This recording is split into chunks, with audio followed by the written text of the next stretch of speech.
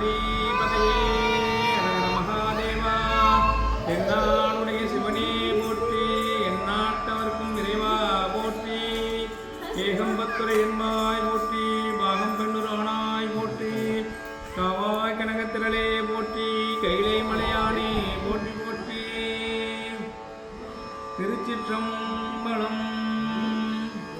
மந்திரமாவது நீரு, வானவர் மேலது நீரு.